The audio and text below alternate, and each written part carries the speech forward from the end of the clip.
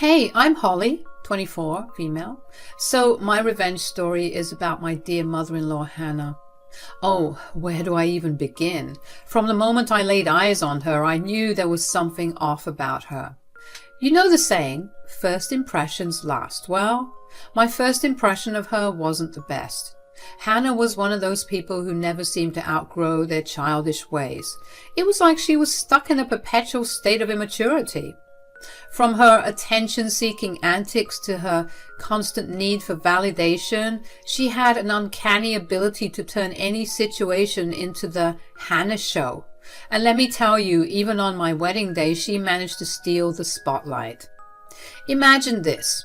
It's the most important day of my life, and I'm walking down the aisle, feeling like a vision in white. All eyes are on me, as they should be. But who do you think tries to upstage me? None other than Hannah herself.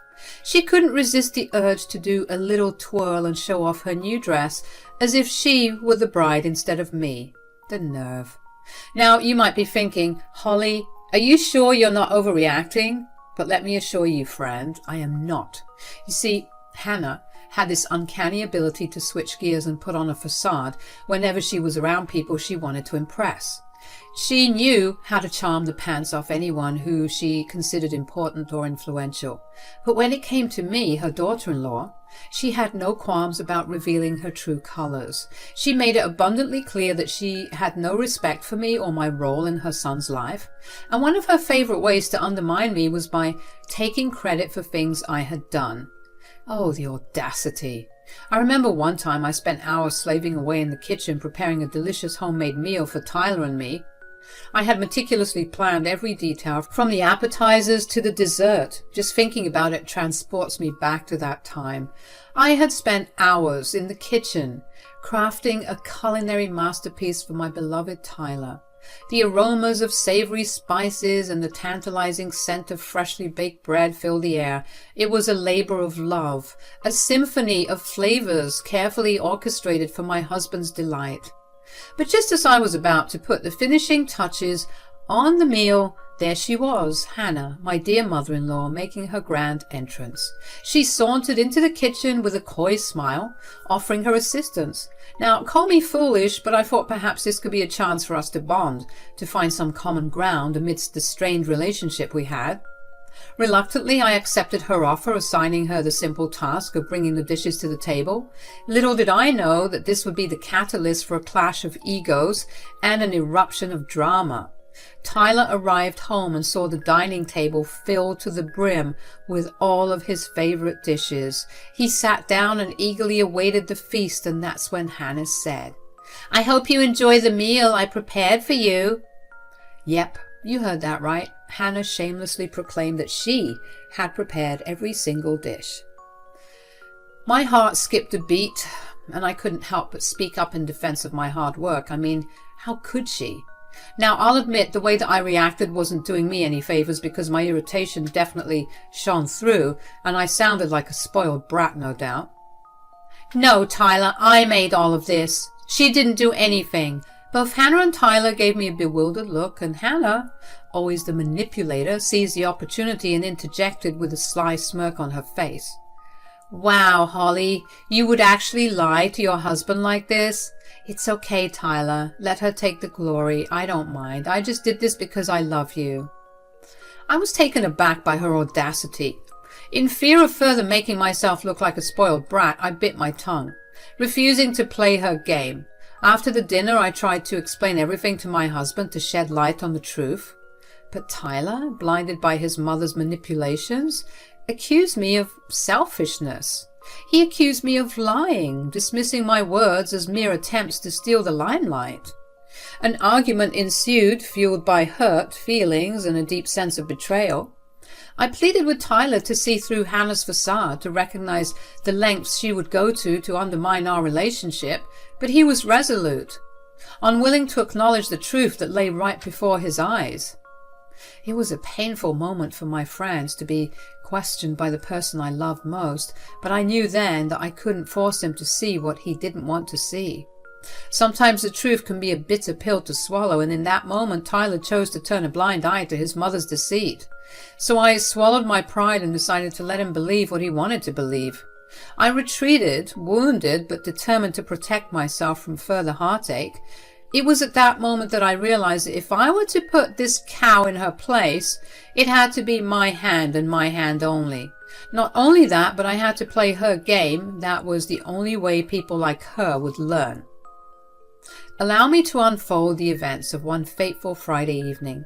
Hannah, accompanied by her colleagues Gladys and Pauline, returned home from work, seemingly in high spirits. They walked in with light-hearted banter as they settled into the cozy comforts of our living room. What do the young people say? Thank God it's Friday. Absolutely. I could use a cup of joe right about now.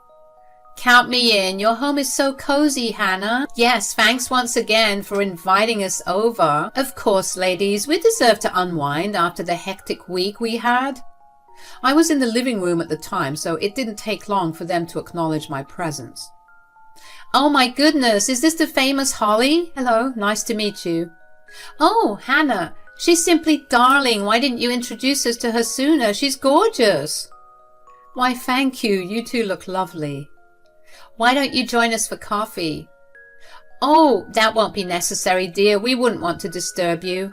Nonsense. Please join us. We won't take up too much of your time. These women were absolutely lovely.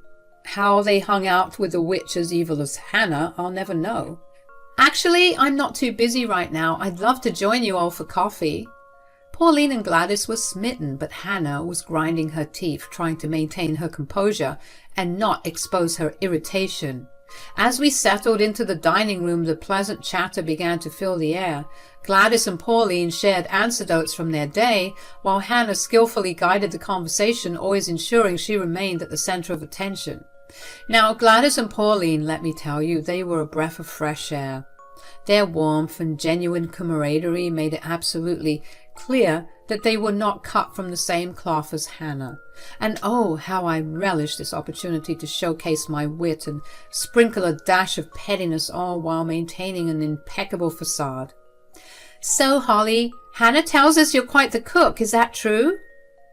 Oh, I enjoy experimenting in the kitchen, but I'm no culinary expert like Hannah here. Oh, I'm sure you're being modest. Hannah has mentioned your skills on several occasions. Has she? Maybe I've mentioned it. I can't particularly recall. Oh, stop it. She's always talking about your cooking. Surprising, seeing as she enjoyed being the center of attention. I thought she'd continue to take credit for my work. But she always says that her cooking is slightly better, but I'll have to see it to believe it. Ah, there it is. Well, I do try my best. Cooking is a passion of mine. So, would you say you're better than her? No comment. Oh, meow. Is a catfight about to ensue? Not at all. In fact, one day we should have a live competition for Gladys and Pauline. What do you say, Hannah? Oh, well, I'm sure they'd be bored with the whole thing, don't you think? I don't think so. I want to see that. Yes. Tell you what, we'll hold that competition some other time. As the coffee flowed and the laughter grew, I couldn't resist the temptation to playfully needle Hannah, knowing full well she had to maintain her composed image in front of her newfound companions. Remember that time, Hannah, when you accidentally mistook salt for sugar? Oh, the look on your face when you took that first bite. Yes, we all make mistakes in the kitchen, and let's not dwell on that. Oh, Holly, do share some of your favorite recipes with us. I'd love to try them. Of course, Gladys, but you must promise not to confuse my dishes with Hannah's. They may look similar, but the taste will be worlds apart. Hannah was sending me daggers, but I reveled in this moment, knowing that she wanted to keep her composure and not spook off her new friends with her true nature. As the evening drew to a close, Hannah couldn't contain her excitement about the following day. You know what, everyone? You've been such great company tonight. How about joining us for dinner tomorrow? I promise it'll be a culinary treat. That sounds marvelous, Hannah. We'd love to. I'm already looking forward to it. Once her friends had left, Hannah confronted me, curiosity and suspicion evident in her eyes. I couldn't help but notice your subtle jabs during our coffee session. What's the meaning behind all that? I have grown tired of enduring your constant belittlement. I have decided to play your game, to give you a taste of your own medicine. Let's see if you like how it feels to be treated the same way you treat me. Oh, Holly dear, you underestimate me. Your feeble attempts won't amount to anything. My friends are coming over tomorrow and they're expecting a spectacular meal. Huh. With your cooking skills, good luck. Actually, I won't be needing any luck because you'll be the one making the food. What? You heard me. You make the food. I have some errands I need to run tomorrow. And if I refuse, then I'll make your life a living hell. I'll make sure that Tyler divorces you by the end of the year. I'll slander you and make you look bad like the time you made that meal for him. Don't test me. I'll admit I was a bit fearful, so I complied. But little did she know that I had a plan brewing, a plan that would leave her speechless and questioning her own audacity. The next day arrived. The sun greeted me on that eventful day, painting the sky with hues of gold and pink. As I savoured the tranquility of the morning, an unexpected interruption shattered the peace. A sharp knock resonated through my bedroom door, jolting me from my thoughts. I hurriedly made my way to the door, only to find Hannah standing there, a scowl etched across her face. The audacity of her intrusion at such an early hour was almost laughable. Holly, you better get a move on. We have guests coming over at 6 p.m. and I expect you to have the meal prepared by then. Her words dripped with entitlement and arrogance, but I refused to let her tirade ruffle my feathers. Instead, I stood my ground, maintaining a dignified composure. Hannah, do you really expect me to cook for you? You're unbelievable. You said you'd cook for them, and now you want to pass off your labor to me so that you can run your errands? This is your responsibility, not mine. Hannah waved off my words dismissively, a condescending smile tugging at the corners of her lips. Oh, Holly, you just don't understand. You better have everything ready by 5:30 p.m. I will be back in time to greet my friends. Her disregard for my feelings and her expectation that I would cater to her every whim grated on my nerves, but I knew better than to let her see the effect she had on me. Hannah left, and with a calm resolve, I got to work. But not the work you're thinking of, guys. Do you think I cooked for her? Oh, no, no, no. Perhaps I was just tired of Hannah's antics, paired with the fact that she disturbed my precious morning time, but I was feeling particularly malicious that day. I spent the better part of my day in my sweatpants watching movies. With each passing hour, my determination to defy Hannah's demands grew stronger. I revelled in the thought of frustrating her with my disobedience. As the clock struck 4:30 p.m., I took delight in my rebellious act. In a deliberate act of defiance, I placed an order for cheap and subpar food. I knew it would not meet the standards of Hannah's anticipated feast. The greasy bags arrived promptly, filled with lukewarm disappointment. I purposely left the food out, allowing it to cool and lose its luster. My intention was clear. I wanted Hannah and her guests to taste mediocrity on their palates. At around 5:30 p.m., I half-heartedly rearranged the lackluster food on the serving platters. I aimed to create an illusion of grandeur, masking the truth beneath a veil of presentation. Edible food paint lent an appearance of sophistication, concealing the unappetizing reality. I couldn't resist curiosity and sampled a morsel, only to recoil in disgust. The taste matched the appearance, nothing short of a culinary catastrophe. Just as I finished my charade, Hannah burst through the kitchen door, clearly returning from her busy day, her presence demanding attention. She glanced at the carefully arranged feast, her eyes gleaming with satisfaction at the sight. But her busy schedule left no room for a taste test. She'd come home late, having only 15 minutes till her friends would arrive. Oh my goodness, I don't have enough time. I need to shower. They'll be here any moment. Holly, set the table when there are 5 minutes left, okay? I need the food to be nice and hot for the guests. As she hurriedly disappeared into the depths of the house, I couldn't help but grin mischievously. Little did she know that her meticulously planned dinner would soon reveal its true colors. The stage was set for a dramatic unveiling, and Hannah would soon come face to face with the consequences of her arrogance. 20 minutes or so went by, and Hannah was finally ready as she descended the staircase. Her guests, Pauline and Gladys, were already seated at the elegantly arranged dinner table. I had taken the liberty of inviting them in when they arrived, eager to witness the unveiling of Hannah's grand deception. With a radiant smile, Hannah approached her friends, her voice dripping with false warmth as she greeted them with a cheerful, "Welcome." Pauline and Gladys couldn't help but comment on the impeccable presentation of the food before them. Their eyes widened in admiration, praising the splendid display I had orchestrated. Hannah, seizing the opportunity to bask in the glory she believed was rightfully hers, interjected with a triumphant declaration. "I spent a grueling 8 hours preparing this feast all by myself. I guess all that work paid off." To Hannah's astonishment, I chose not to discount her claim. Instead, I played my part flawlessly, praising her with unrestrained enthusiasm. "Oh, Hannah, you truly outdid yourself. These dishes are a testament to your culinary genius. I can hardly believe you managed to create such a magnificent feast single-handedly. You deserve all the credit and praise."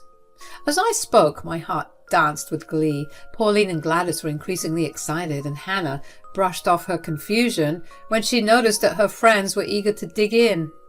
Hannah didn't know that my words were drenched in sweet irony, a subtle jab aimed at Hannah's inflated ego, and behind my facade of admiration, I reveled in the knowledge that the charade she had created was about to crumble under the weight of its own falsehoods. As Hannah watched in disbelief, her co-workers, Pauline and Gladys, took hesitant bites of the meticulously arranged food. However, their expressions of anticipation quickly turned to disgust as they both spat out the morsels they had sampled. A wave of confusion washed over Hannah as she witnessed their reaction, unable to comprehend the unexpected turn of events. Driven by a mix of curiosity and dread, Hannah reluctantly took a bite herself, only to have her taste buds assaulted by a repulsive combination of flavors. The truth became undeniable. The food, meticulously disguised to look exquisite, was anything but.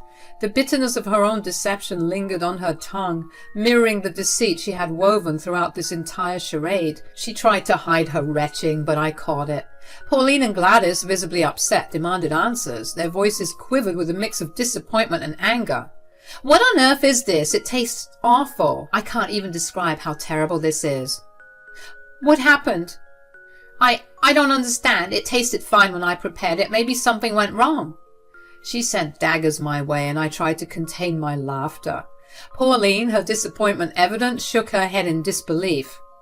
"Hannah, this isn't just a simple mistake. This food is stale, old, and absolutely greasy." Gladys, her disappointment turning into anger, joined in. "I thought you invited us for a treat, Hannah. But this is beyond disappointing. It's inedible. It's damn near rancid."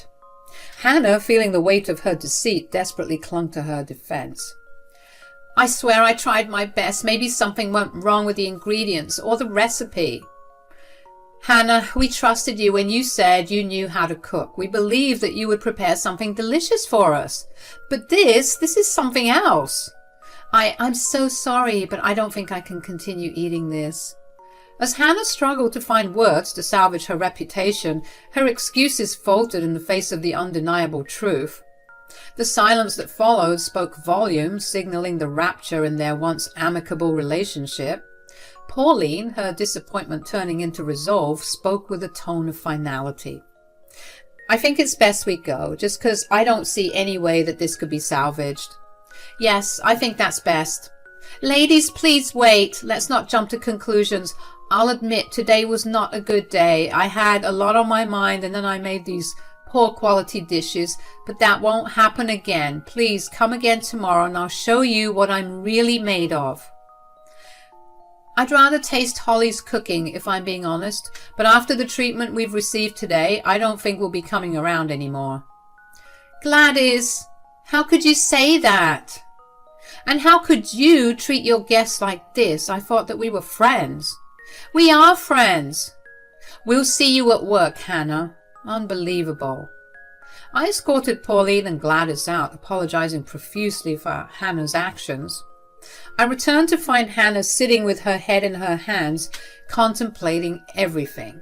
I approached her and I said, Oh, what happened, Hannah? Your lies finally catch up to you? How could you do this to me? Now I'll be a laughing stock at work. Aw, what a shame. Maybe now you'll learn not to mess with me.